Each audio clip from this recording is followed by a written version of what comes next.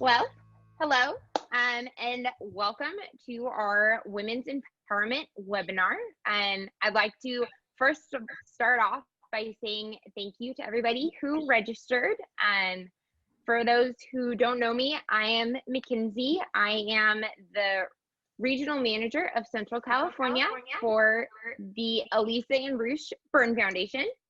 And I would also like to thank our presenters, Cindy and Ruth, for all of their hard work for putting together today's presentation.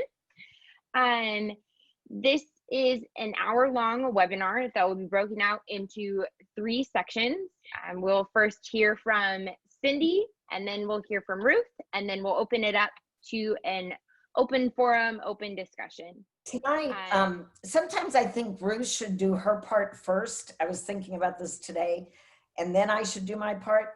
I'm going to do a presentation, and some of you might have seen bits and pieces of it at some point at World Burn on sexuality and intimacy. And it's something that I know can be very uncomfortable to talk about as far as relationships and love or dating or any of that. And so I'm going to go through just, I've pulled out selective slides because as women, I think it's important that we realize who we are and what we have to offer, as well as not thinking that just because our bodies are not what society may say is perfect, that we are perfectly imperfect. And I truly, truly believe that, or perfectly unique. So that's what we're gonna talk about for my section. We're gonna talk about intimacy and what are relationships, what do they mean in regards, and not just, I wanna make sure everybody understands that when I'm talking relationships, it's not just relationships as far as like a partner. Other relationships are very important in our lives, and we need those other relationships. And sometimes people have a tendency to push those away. So with that, Mackenzie, I'll take my next slide. So basically, this is just what I said. We're going to talk about relationship, intimacy, and sexuality. The key importance of relationships to support after a burn injury, and then ways to feel more comfortable in regards to intimacy and sexuality issues. And then I'll also give you some resources. Next. Whoops, there we go. So I love this quote from Lucille Ball, love yourself first and everything else falls into place. If we don't love who we are in its entirety, it's tough for anybody else to really love us. So I've had this quote for many, many years that I have it on my mirror and I look at it almost every single day. And I think it really helps me as far as just my personal growth along the way. Okay, Mackenzie. So I know that we are all at different stages as far as our burn recovery. And I know some of us were burned as children, some as young adults, and some as adults. So it's all different. We're all on different journeys, if you will. But it's important that we do recognize that a burn injury and all the treatments you go through really does have an impact on the quality of our lives. Whoops, there, thank you. And the other thing is, and my very, very dear friend Jill Sproul, that I know a lot of you know very well, she basically says, you know, a burn injury is lifelong. And we all know that it's not going to go away. We may progress in our journey, but the burn impact or the burn injury itself is not going to leave. Okay, next. Can you please go with Grandma? So this is a really famous photographer out of Germany that I love what he did. He did, and I'm going to show you a couple of pictures on the next slide. But this was his quote: an important part of experiencing love, partnership, and sexuality in a self-confident and satisfying way is to accept your body, more so to love it and find it beautiful. Seldom does any person fulfill the ideal of beauty in our time, even less so the person with a physical difference. The thing with that is society has standards that we look at magazines or TV shows or movies, And we see these people that, you know, appear, and I say appear to be perfect because we know a lot of stuff is photoshopped and basically altered so that people appear to be perfect. Again, I don't think anybody in our society is perfect. Okay, the next one, Mackenzie. So these were two of his pictures, and I actually was thrilled that there was a burn survivor, the young woman, and he did a multitude, and they were all nudes of people with either her with the burns, him with the amputation. There was another gentleman that had lost both of his arms, but just showing that, you know, they were still human beings and living their life to the fullest. And I would encourage you guys to look him up and look at his other pictures because they're very, very powerful. Okay, Mackenzie. So when you sit there, as you're sitting there right now, are you confident in your body and what it is? Are you comfortable in your own skin? And do you have physical differences? You know, one of my realities is my body is physically different. I have scars on 80% of my body. And to accept that reality doesn't mean it defines me. It just means that I acknowledge that, yeah, my body is different. And that's what I have to go with. And I have to accept that and learn to love it for what it is. Okay, next one. So when we talk about sexuality and intimacy, they are not always one and the same thing. And I think that's really important to understand. Next one. So when we talk about relationship, we're going to be talking about the state of being related or interrelated, the connecting or binding participants, or a specific type of kinship. And as I said at the very beginning, a relationship doesn't just have to be a mate, a spouse, a partner. Like I have relationships with several of you on this webinar, and they're great relationships. They're all vast and varied, right? And they're not sexual, but they're intimate. So that's important to also recognize. And when I do talk about partner, I want to make sure that everybody understands it's spouse, significant other, mate, partner, spousal equivalent, or other monogamous relationship. Okay, next one. So intimacy is the state of being intimate and familiar with somebody. And it's when you're willing to share your most, I say, inner private nature. And I like to take the word intimacy and I like to say, into me you see. And that creates an intimate relationship. That if I allow you to see into me, and if you allow me to see into you, that's intimate. By no means does that mean it's sexual, but it is intimate. So I want you to differentiate and understand that they don't have to go together, although they can go together. Okay, next. So intimacy is not purely physical. It's the act of connecting with someone so deeply that you feel like you can see into their soul. Can any of you relate to that with somebody that you know? That closeness that you feel with somebody? And again, it's just, to me, it's being able to see inside. Okay, Mackenzie. So sexuality, the quality or state of being sexual, the condition of having sex, sexual activity, expression of sexual receptivity or interests, and I can't see the part of my slide, especially when excessive. So that's Merriam-Webster's dictionary definition, and I just want you guys to see that. Okay, next. So this is really important to me because sexuality is a very important quality of life issue. And it definitely is how you feel about yourself as a man or a woman, as well as how you relate to others. And the reason that Ruth and I do these together, the body image and self-esteem and sexuality and intimacy, is because it can't be separated. Body image and self-esteem have everything to do with sexuality. And so they go hand in hand. And sexual function means any intimate activity that you do to get pleasure. Okay, Mackenzie.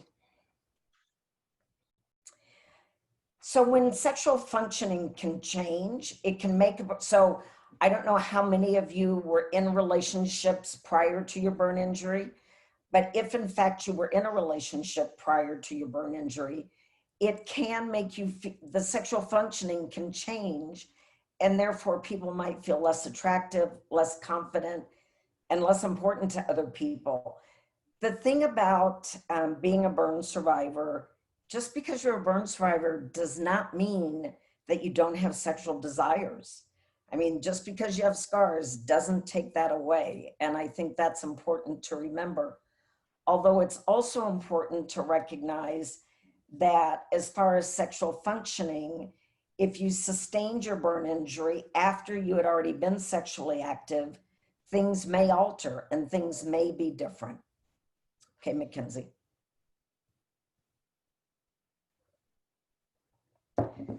So this is what I said at the beginning. It's so important that you love who and what you are. Sexuality is beautiful. Loving yourself for who you are is gorgeous. And you first, before you can say that, you've got to look at yourself and you've got to stand up and say, this is who I am and what I am. And I love myself. I love every bit of myself. We did a webinar a couple of weeks ago, and we were talking about doing mirror work. And I tell people to get stark naked and stand in front of a mirror and look at yourself. And whether you're a burn survivor or not, because I have tons of friends that are not burn survivors, that they struggle with different parts of their bodies. And so it's important that you understand you need to know what your body looks like before you can really love it and stand up for what it is, right? So I say, get naked, stand in front of the mirror, look at the front, look at the back, all the way around, check yourself out. Okay, next slide, Mackenzie. So this is something that is important.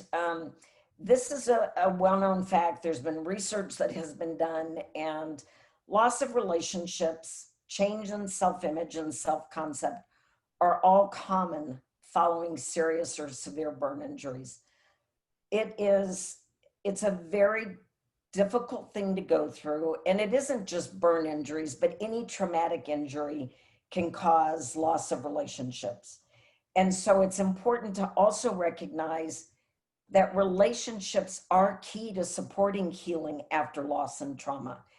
And one of the things that we did a study in the burn unit that I worked in, and hands down, the relationships, and not just family relationships, but the burn team relationships, the support groups, all of those relationships were key to helping people move beyond and journey through their support and healing after that burn injury.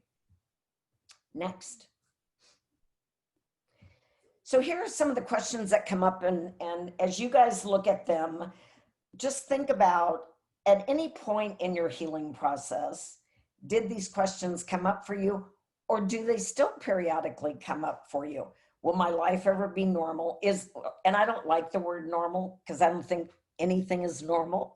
But if there was a normal, will my relationships with others be different? Will my significant other still want to be with me if you were in a relationship? Will anyone be attracted to me the way I look now? Will anyone ever want to touch me? Those are all very valid questions. And I'll be very honest with you and tell you that those questions can arise with a new relationship, right? You think that, okay, I was in a relationship, and then if you move forward and you're not in that relationship anymore and you're entering into a new relationship, there's some fear there, right? There's the concern of rejection, wanting to know, is somebody going to want to touch me? So keep those in mind as we go through this. Okay, Mackenzie.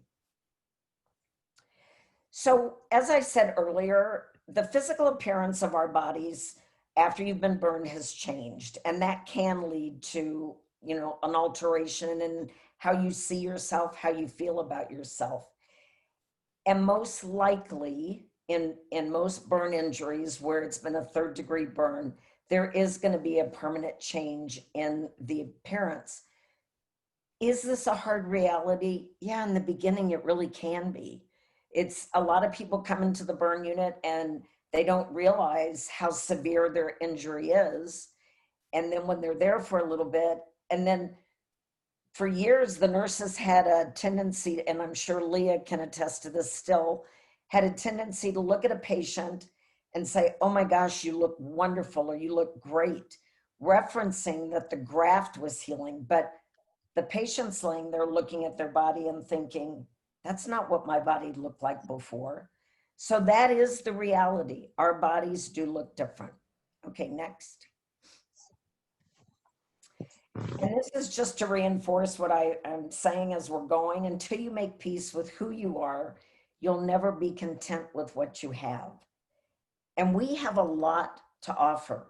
And that is, as women, as successful women, as burn survivor women, we still have an awful lot to offer. And I want you to remember that.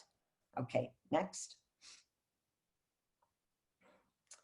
So the part of moving on or journeying on in life beyond your burn injury is that reconnection, and survivors reconnecting to others after a burn injury, I believe, is incredibly essential. And in the burn community, we see that a lot, that people reach out to each other, you go to support group, your family relationships are important, but you also might have to take a risk and reach out, and that can be challenging. But you've got to learn to trust again. And I say, each one of you that are sitting there as a burn survivor, you have fought too long and too hard not to live life to the fullest. And it takes time to get to that point. But if you weren't determined, if you didn't have perseverance, if you didn't have courage and strength, you wouldn't be sitting where you're sitting now, because being in the burn unit is definitely a trial and a tribulation. I mean, it's a difficult journey when you're in the unit. So pat yourselves on the back and remember that in spite of this burn injury, you've got what it takes to overcome almost any adversity that you face. Okay, next, Mackenzie. So life goes on. So what you have to do is keep walking. How can you be intimate with someone until you learn and understand and take that challenge of trying to just accept them for all the changes that have gone on in your life? And that's a partner quote on how their relationship changed. Okay, the next one. So this is, again, relationship with yourself. So you've got to have the courage to accept yourself. I say take pride in who you are now, and you can compare it. If you were burned as an adult, I realize you had a life, way before that you could compare it to. But take pride in what you've gone through and what you've overcome. I know growing up myself, my parents were always, no, hold your head high. You can do anything you set your mind to. You need to be proud of who you are.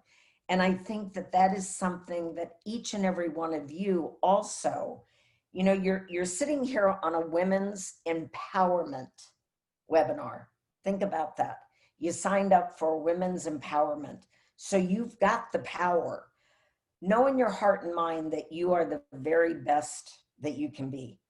And we all continue to grow no matter what age we are. And hopefully we just become better. Know what you want. You don't need to settle for any kind of a relationship.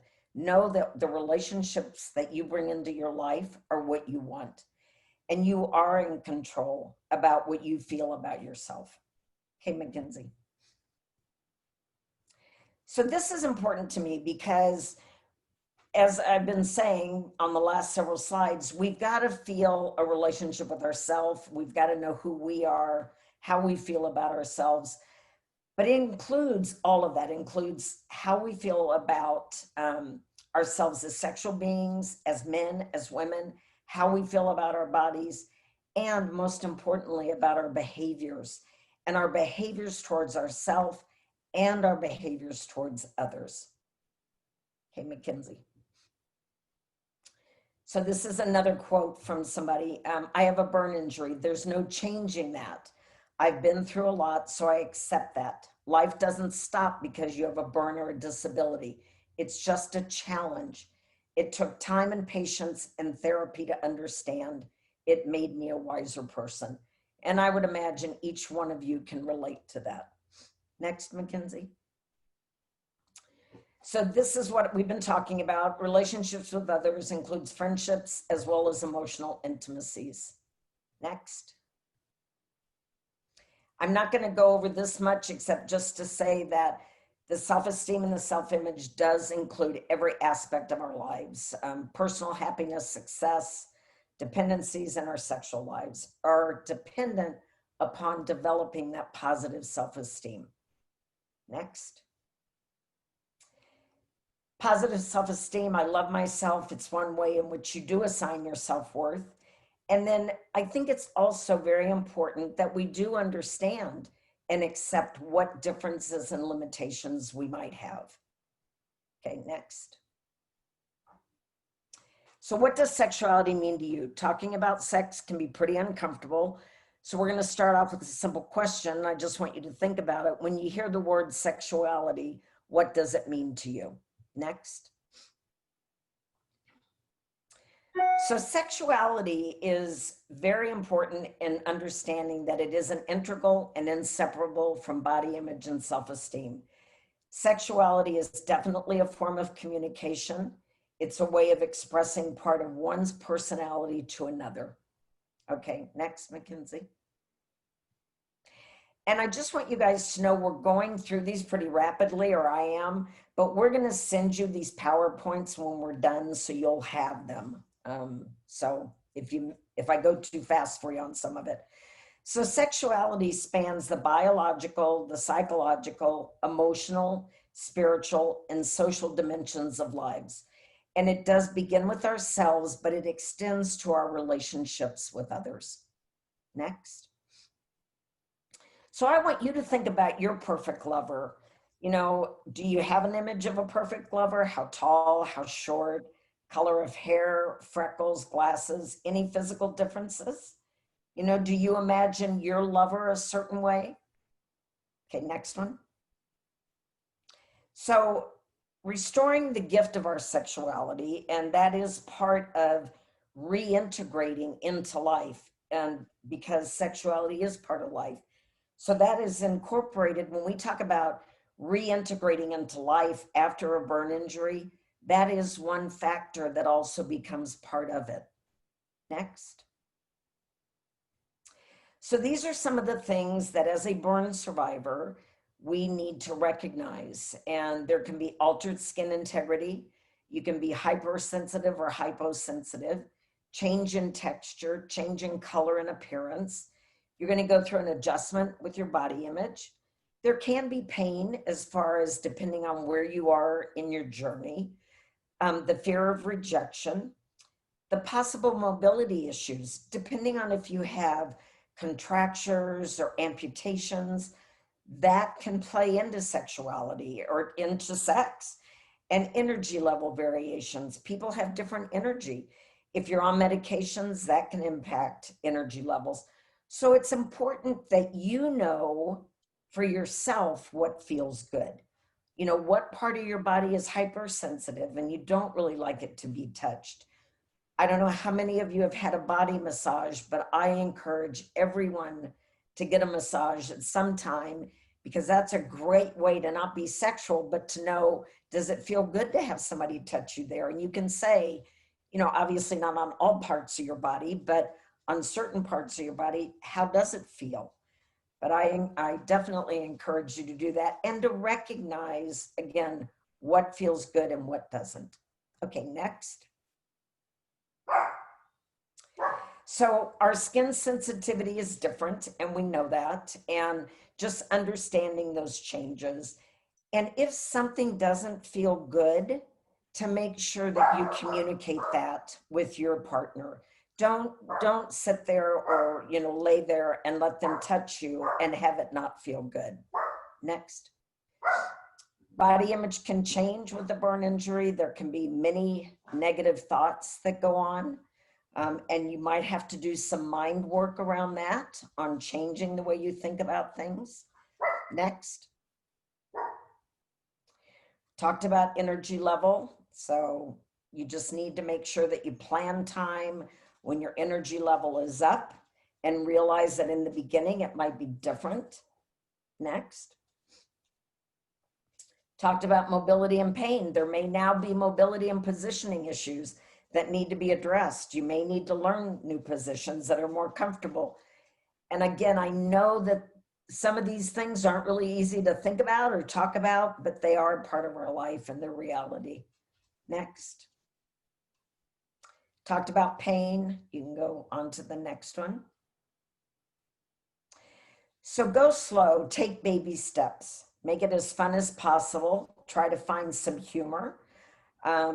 Practice does make perfect. Try and try again. Communication, and I say that because it is so essential in any relationship, you know, whether it's just a friendship or if it is a partner that, you know, you're moving into a relationship with that involves sex. You got to communicate. You got to talk about things. Next. So to appreciate one's sexuality is a lifelong process that takes courage and understanding with or without a physical difference. And I say that, and I revealed to you, being in a fairly new relationship, that I hadn't been in a relationship for about 6 years. Getting back into a relationship, it took some courage and it took some time for me to get comfortable again. So it isn't like a one-step thing that, okay, it's this, and now the rest of your life's going to be the same. It is a lifelong process. Next. So it's important that we as survivors begin to identify how we view ourselves independent of the often negative interaction with others in society. And we do know that people can be, I choose to believe that it's just that they're uneducated, but people can be malicious and can say some not nice things, but we've got to view ourselves and we've got to stand proud with who we are. We hold the power, you guys. We really do. If we'll just stand up and make that attempt in society. I know, Angie, you know the woman over in the UK that, well, you're doing a lot, but also all the things that are being done in the UK to bring out that women don't have to have these perfect size zero bodies with, you know, no imperfections. And the more we can stand up as a group of women that are strong, the more we'll change the way society looks at that. And just because someone is burned does not mean that they no longer have sexual and intimate desires. Thank you, Cindy, for all of your wise words. And now we will go on to Ruth. Hi, I'm so excited to be here with you tonight, and just want you to know that Cindy and I have been talking about doing this for many years. A lot of you I know, some of you I do not, so welcome to our little get-together. I do a lot of research. I'm a psychologist, and I do a lot of research around burn injury. I've been welcomed into this community 26.5 years ago, and like Cindy, I've met the most amazing people in this community and value my friendships and treasure my relationship with many of you that I've known since you were little kids. I'm really getting nosy now. I want to know about Cindy's new relationship, so we'll have to find out about that after, right? So let's talk a little bit about self-worth and body image, because we'll go to the next slide. It doesn't matter who you are. All women seem to have issues around their body and the way they feel about it and the way they feel about the way they look. You're too short, or you're too tall, or you're too skinny, or you're too heavy, or you're too this, or you're too that. And so we're going to talk a little bit about that. But in the seminar that we do, we ask people to list 15 words that you use to describe yourself. And again, we're going to send you these PowerPoints. So when you get your PowerPoint, take a minute and do it. Find 15 words that you use to describe yourself. Okay, next. So I'm a big self-worth person. I think that self-worth is where it really matters and where it really comes from. And that's really an individual sense of your personal value. And self-worth usually comes from accomplishing something. And so it doesn't matter what we look like so much as what we feel like and what we're able to do to make ourselves feel better and worthy. And I love these pictures. I don't know if you've ever seen them, but you see the baby looking at itself, and then you see the elderly man looking at himself, remembering what he looked like 40 years ago. And so changes happen in our bodies all the time. I'm 61 years old, and I'm starting to look very different than I did 20 years ago. So women have to adjust to different changes in a variety of ways. Next. So what is body image? It's the ways we perceive our bodies and how we feel about our physical appearance. Next. What we think and tell ourselves about the way we look. And I think that is absolutely key. What are you telling yourself about the way you look? And it's our sense of how we think other people see us, because we truly don't know, do we? Go ahead.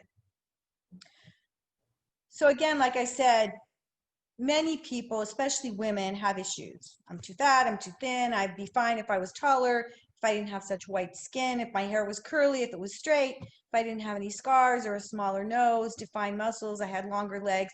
If we look hard enough, and most women don't have to look very hard, they'll find something to not like about their body. Okay? So some of you were burned as young children, some of you have been burned later in life, but again, after we're done, take some time to write down ways in which your body image changed after your injury. Maybe it didn't, maybe it did. What was the biggest obstacle, if you want to go back one there, that you have overcome or you're trying to overcome? And if there were positive changes, write those down too. Okay? So possible causes of body image changes after a burn injury can be how you feel about your burn scars or the burn wounds that you have, length of time since your injury, reactions from other people to your injury. I know that's a big adjustment at the beginning of a burn injury when you've gotten out of the hospital, because you're oftentimes afraid. I worked at the Arizona Burn Center for 15 years, and patients would say to me the most frightening day of all was the day they left the burn center, because you then have to go out and get reactions from people who don't know you. Having limited coping strategies. You know, we don't do a very good job at burn centers of helping people move from the burn center out to the community, and that's a big deal for people. Your gender, again, women tend to be much more concerned and shamed or feel uncomfortable about the way they look. And that doesn't matter if you're a burn survivor or you're not. Women tend to be very self-critical. The men in the world might like to look at Christy Brinkley, and you guys probably don't even know who she is, but I'm old, so some young, beautiful woman, but they don't expect you to look like that. And there have been lots of studies done to show that. So we can't hold ourselves up to these quote unquote perfect people who, as Cindy said earlier, don't really exist anyway. If you had prior mental health problems, depression or anxiety, then you might need to go to counseling for this and get some help with it, and find somebody you really like, because you have to feel comfortable with that person. And then use the support network, Burn Camp, Young Adult Summits, World Burn Congress, online chat rooms, something like this. And we hope to develop this into even more than an hour and a half in an evening. Next. So anxiety about social or intimate settings where your burn scars can be seen by strangers can be very anxiety producing, or feeling that others will invade your space.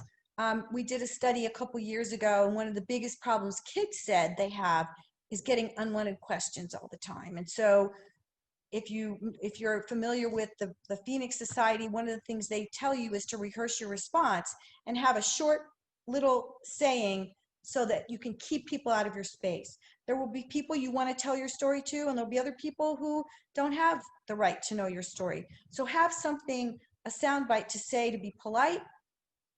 Thank you, I was burned, but I'm doing much better. Thanks for asking, and move on. And when you're intimate with someone, as Cindy mentioned earlier, you may want to tell your whole story.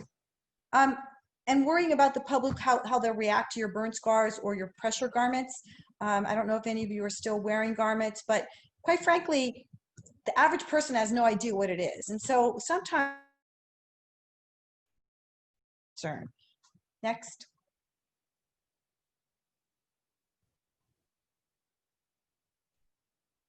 You might feel the need to be accompanied by a friend or a family member for protection.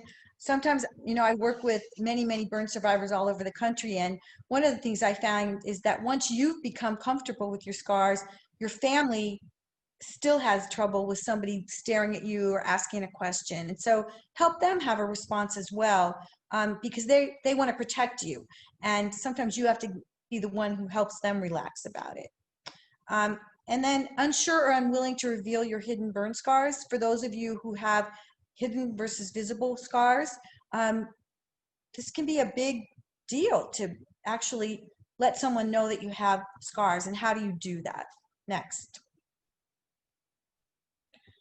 And again, Cindy talked a little bit about this earlier, but there are certainly healing stages of burn wounds.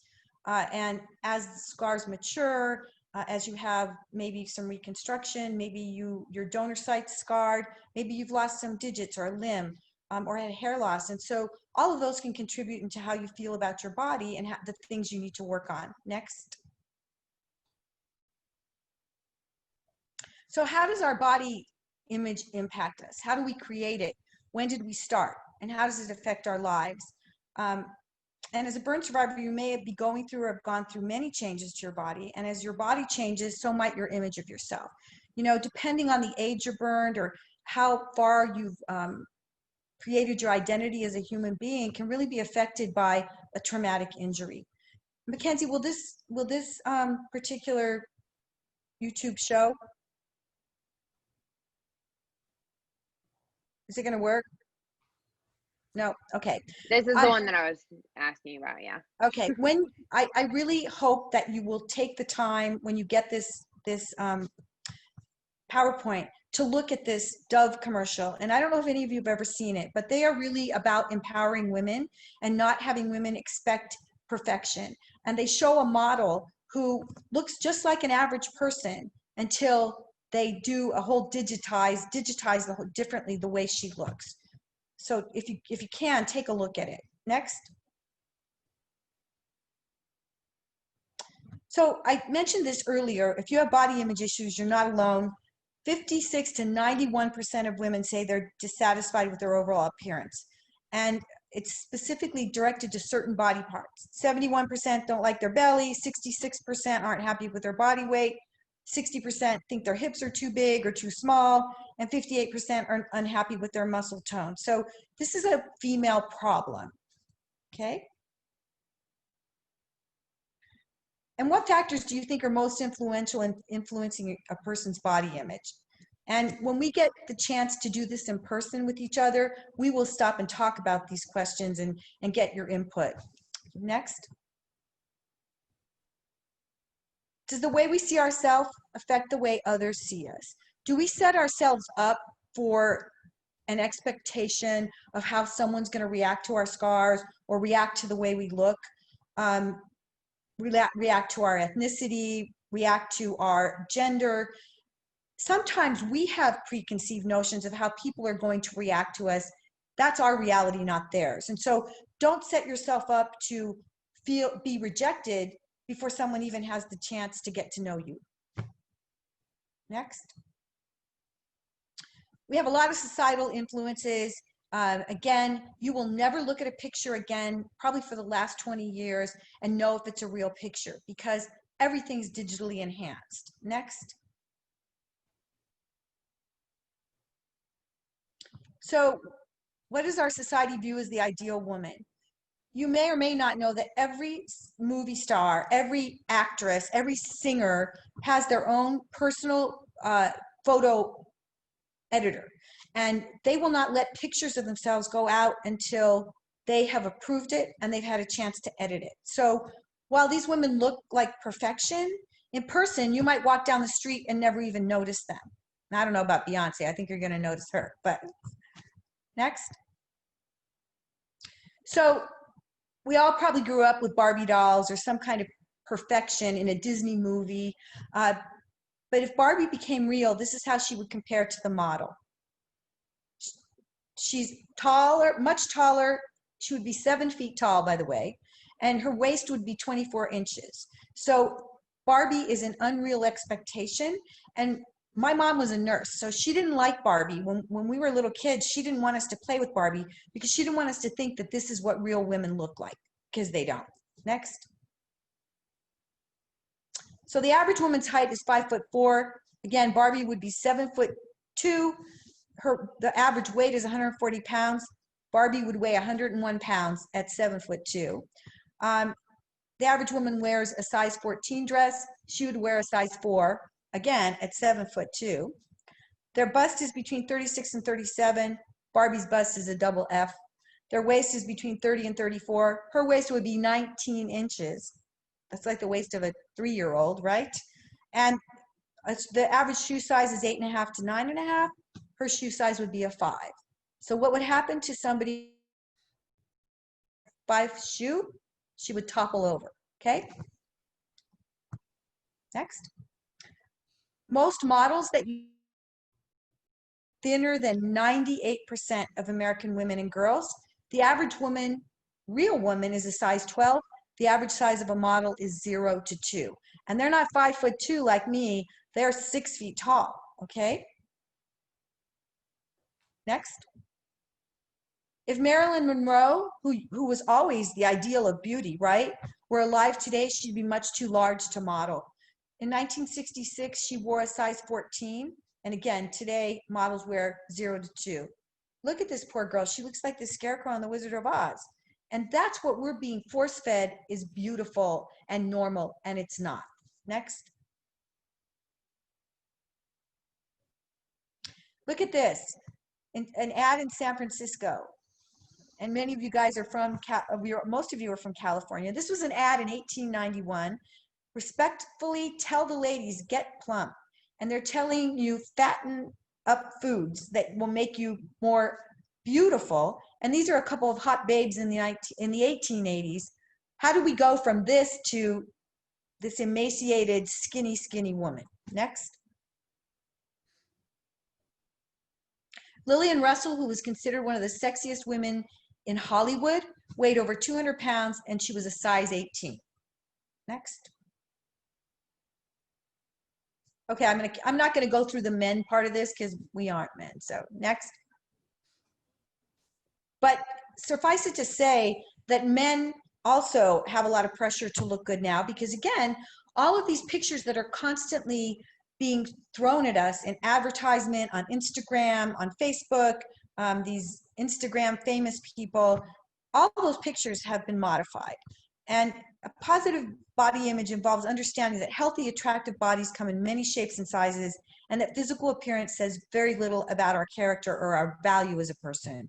And, you know, I'm not trying to be trite here and say that beauty is only skin deep, but in reality, when people get to know you, that's really what matters. My sister-in-law's mother was one of the most beautiful women I've ever seen. And I was talking to her and her sister one day about their mother, and I said, boy, your mother is beautiful. And the two of them looked at me like I was crazy. And they looked at me and said, beautiful? She's not beautiful, because she was such a mean, nasty lady that they couldn't see her physical beauty because the inside was so unattractive. Okay, next. Realize that we cannot change our body type. You know, we have different types of bodies, and we need to find, and as Cindy said, learn to appreciate the uniqueness of ourselves. Next. Keep this in mind when you're looking at magazines and media images. There are unhealthy examples, not normal people. Okay, next. And this is another example. I don't think this is going to play either, but later on you can go on YouTube and watch this. the picture on the left is the real woman, but by the time you see her in the magazine, she looks like the woman on the right.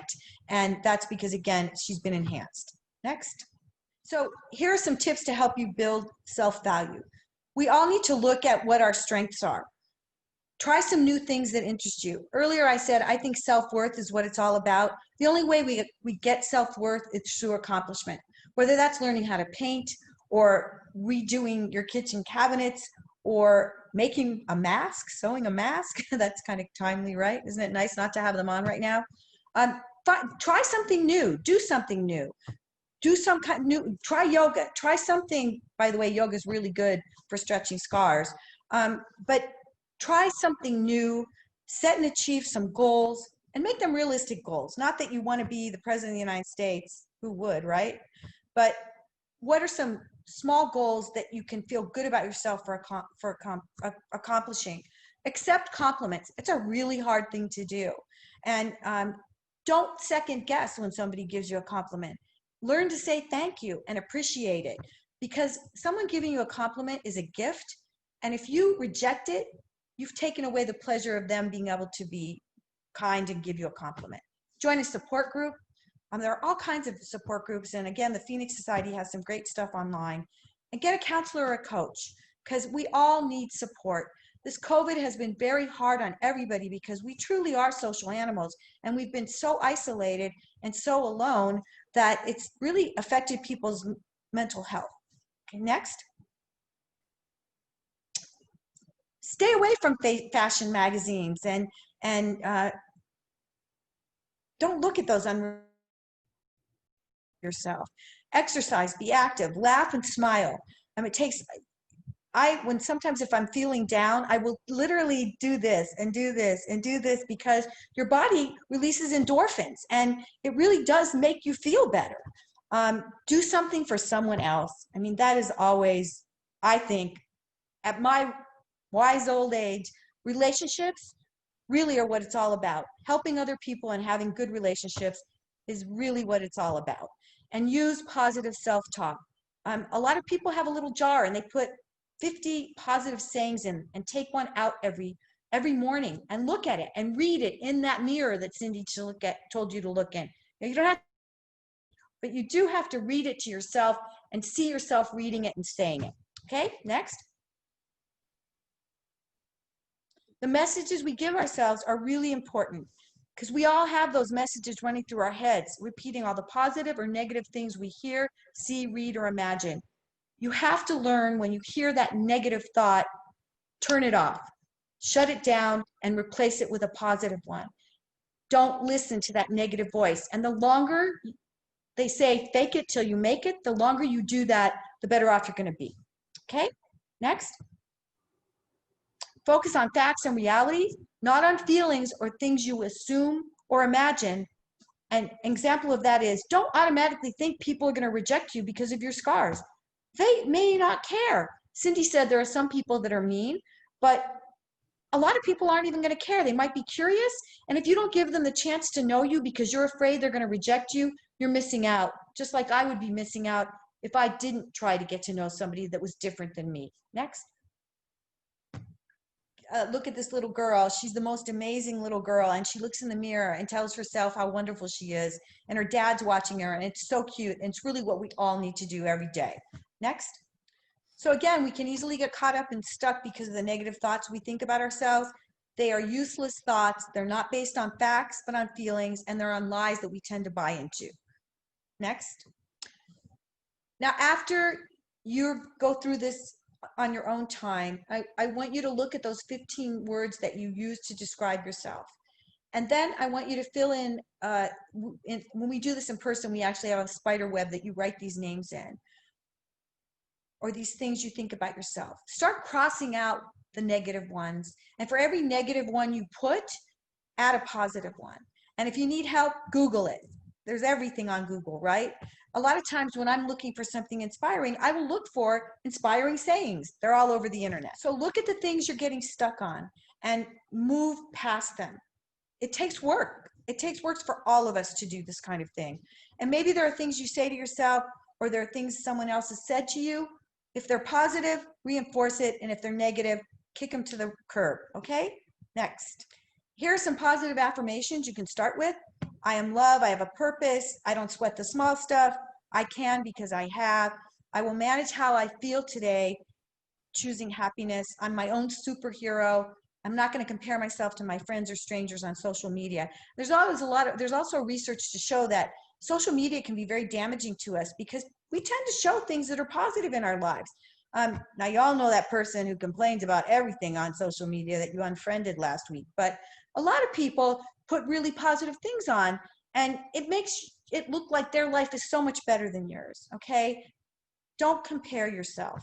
Next. There are two women, many of you probably know Barbara Camara-Quayle. She was in a severe car crash that she lost her hand. She was a teacher, gorgeous tennis player one day, next day, she has this terrible injury. And I have always admired her because if you ever see her, she always looks fantastic and she walks into a room and owns it because she really worked on bringing herself back and taking care of herself and having that self-esteem and trying to look good at any time she could. And Cindy, you can chime in here. She owns a room when she walks into it. Okay. Definitely. Yeah. And Giovanna Casillas is my darling little girl that I've known since she was 5.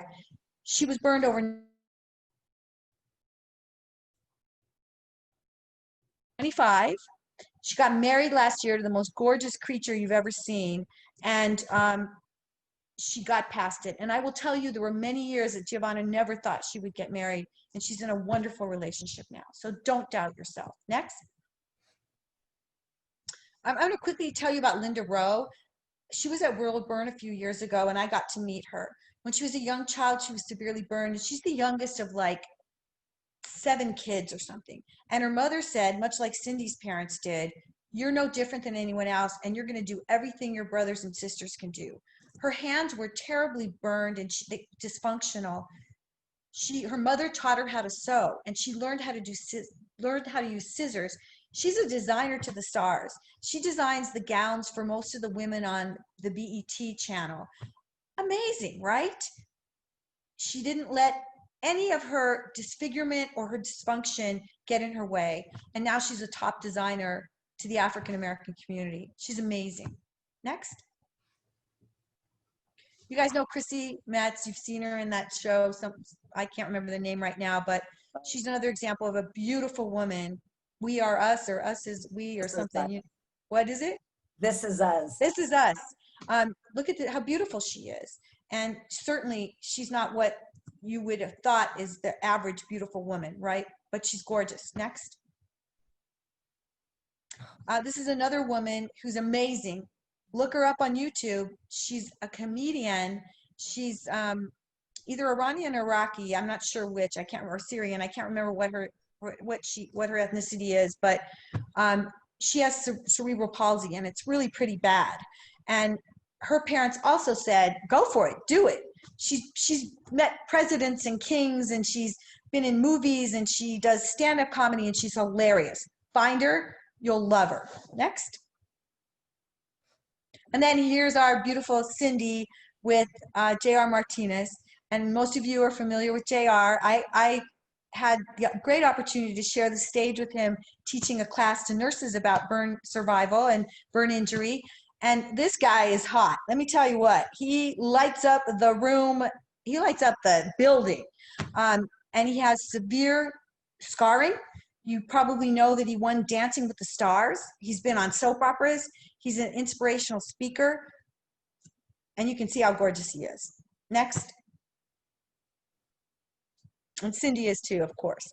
Oh, so here are some affirmations and some places you can find on YouTube.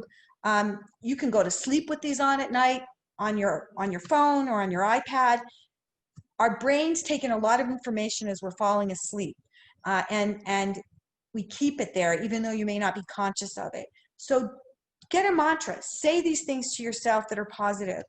We can all find reasons not to like our bodies, and you guys have an extra thing to overcome, but working at it isn't easy. I'm not saying it's easy, but working at it and changing that message in your brain can make a huge difference. and how you feel about yourself and how others feel about you too. And I think that's it. There's one more picture. Yeah. And what matters most is how you see yourself. And I love this alliteration of that, because here's the little kitty seeing the lion. So thank you for your time. God bless. And I can't wait till we can all get together in person.